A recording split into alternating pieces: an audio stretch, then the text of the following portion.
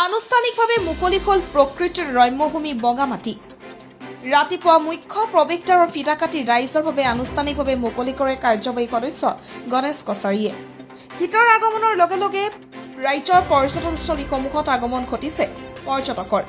ভাৰত-ভূটান সীমান্তৱৰ্তী পৰ্যটনস্থলী প্ৰকৃতিৰ ৰাণী বগামাটিত বনভোজ খাই প্ৰকৃতিৰ সৌন্দৰ্য উপভোগ কৰিবলৈ ডিচেম্বৰ মাহত আৰম্ভণিৰ পৰা আগমন ঘটে বনভোজকাৰী দলৰ। আজি বগামাটিৰ বনভোজস্থলী ৰাইজৰ বাবে আনুষ্ঠানিকভাৱে মুকলি কৰি দিয়ে বিটিচি কাৰ্যবাহী সদস্য গণেশ কছাৰী। অনুষ্ঠানত উপস্থিত থাকে নাগৰিকজনী পৰিষদীয় সমষ্টিৰ MCLA ভজন দাস, BPF নেতা দিগন্ত বেজবৰুৱা, ফজৰুল কৰিম হাজৰিকা, লগতে BPF দলৰ কেইবাজনো নেতাকৰ্মী, সোৱাগপুৰ আৰু নাগৰিকজনী আৰক্ষী চকীৰ আৰক্ষী তথা বন বিষয়া। কৰিশ্বৰ পৰা কাশ্যপ চৌধুৰীৰ report, the north east times. 25 আৰু 2026 এই ছিজনৰ বাবে বগামাটি মানে টুৰিষ্ট স্পটটো আজি মুকলি কৰা হ'ল আৰু মই আশা কৰিছোঁ অসমৰ বিভিন্ন ঠাইৰ পৰা ইয়াত বিগত সময়ত যি ধৰণে লাখ লাখ মানুহ ইয়াতে পিকনিক খাব আহিছিল, এই বগামাটি মানে স্পটখন মানে টুৰিজিম স্পটখন চাবলৈ আহিছিল, তেখেতসকলে এইবাৰো আহিব এইটো মই মানে আশা ৰাখিছোঁ।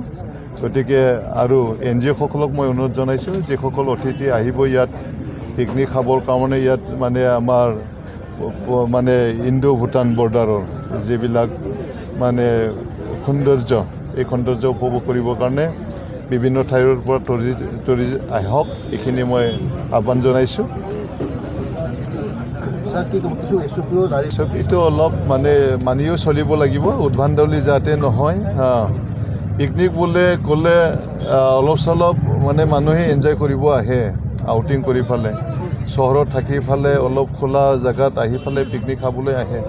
অলপ চলপটো তাতেই থাকিব, অলপ চলপ মানুহে এনজয় কৰিব। পিকনিক বুলি ক'লে চব থাকিব, কিন্তু তাৰ ভিতৰত উদ্ভণ্ডলিটো যাতে নহয়, এইখিনিকে মই অনুৰোধ কৰিছোঁ।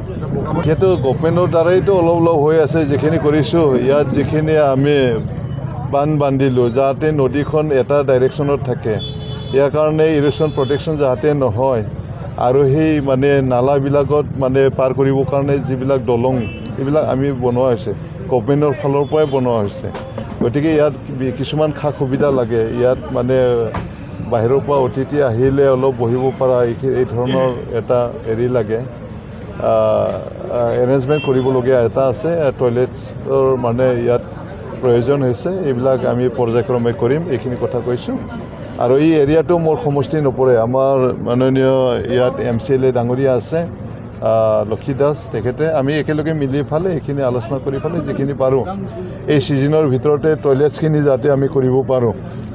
এই ছিজন নহ'লেও নেক্সট ছিজনত হ'ব। এই ছিজনত আমি এইটো ফাইনেন্সিয়েল ইয়াৰত 2026 আৰু 27ৰ ভিতৰত যাতে আমি টয়লেটছখিনি বনাব পাৰে আৰু আগন্তুক 2026 আৰু 27ৰ যিটো ছিজনত ব্যৱহাৰ কৰিব পৰাকৈ আমি টয়লেটছখিনি বনাই দিম এইবাৰ।